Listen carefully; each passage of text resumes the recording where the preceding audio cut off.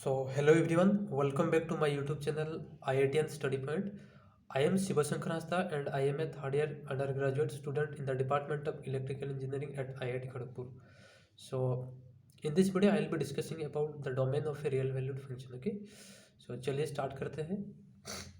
आज का जो टॉपिक है वो ये है कि domain of a real valued function. Okay, तो चलिए सबसे पहले देखते हैं कि डोमेन ऑफ ए फंक्शन क्या होता है. ओके, सो मान लेते हैं मेरे पास एक फंक्शन है which is given by y is equal to f of x. Okay, मान लेते हैं ये मेरे पास एक फंक्शन है. तो डोमेन मतलब the values of x. Okay, all the real values of x for which the function y equal to f of x is well defined. Okay, तो x का वो सारे वैल्यूज जिसके लिए फंक्शन वेल डिफाइंड होगा, उन सारे वैल्यूज को क्या बोलेंगे हम, डोमेन ऑफ दिस फंक्शन बोलेंगे. ओके, सो किसी भी फंक्शन का डोमेन को निकालने के लिए कुछ इंपॉर्टेंट पॉइंट्स है. चलिए उन इंपॉर्टेंट पॉइंट्स को सबसे पहले देख लेते हैं. ओके,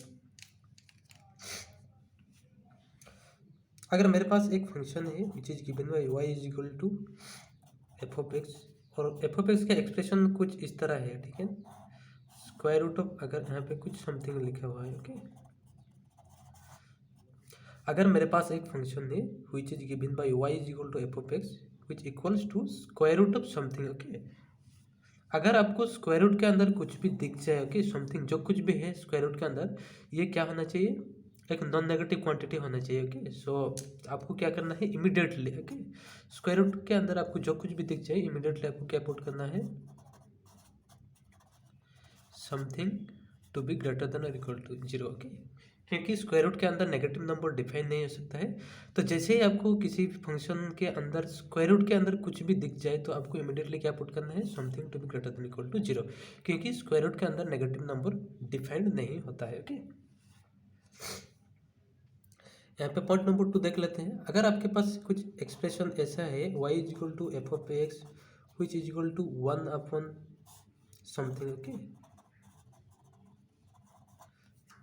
मान लेते हैं आपको जो फंक्शन का एक्सप्रेशन कुछ इस तरह है 1 अपॉन समथिंग. ओके, अगर आपको फंक्शन में कहीं भी एक फ्रैक्शन दिख जाए, ओके, तो फ्रैक्शन में जो डिनोमिनेटर वाला पार्ट है ये कभी 0 नहीं हो सकता है. ओके, तो आपको जहाँ भी फ्रैक्शन दिख जाए तो उसका न्यूमरेटर को क्या पुट करना है, something not equal to 0 put करना है. ओके, क्योंकि अगर न्यूमरेटर 0 हो जाएगा तो ये जो 1/0 डिफाइन नहीं होगा. ओके, तो सो फंक्शन को वेल डिफाइन होने के लिए क्या होना चाहिए, ये जो समथिंग वाला टर्म है ये कभी 0 नहीं होना चाहिए. ओके, तो जब भी आपको किसी फंक्शन में 1/समथिंग दिख जाए, कहीं भी दिख जाए फ्रैक्शन वाला पार्ट, तो उसका जो डिनोमिनेटर वाला पार्ट है उसको आपको नॉन 0 पुट करना है. ओके, ये है पॉइंट नंबर 2. पॉइंट नंबर 3, अगर आपको जो फंक्शन है ये कुछ इस तरह है 1/f(x) equal to square root of something. Okay, इस तरह अगर आपको दिख जाए कहीं,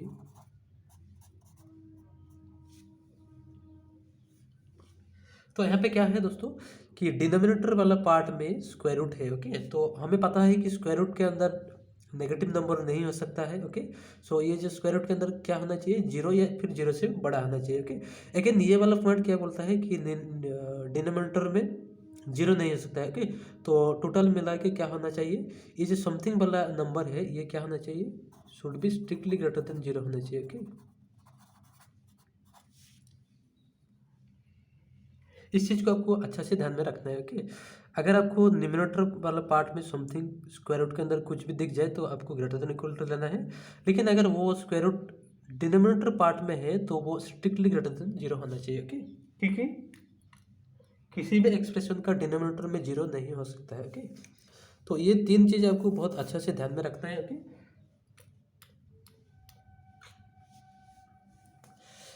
तो नेक्स्ट आइए देखते हैं. अगर आपको कहीं भी फंक्शन कुछ इस तरह दिख जाए y is equal to f of x equal to कुछ लॉगरिदमिक एक्सप्रेशन आपको दिख जाए. ओके, यहाँ पे बेस होगा और यहाँ पे समथिंग आपको दिख जाए. ओके, आप फंक्शन के अंदर आपको अगर कहीं भी लॉगरिदमिक एक्सप्रेशन दिख रहा है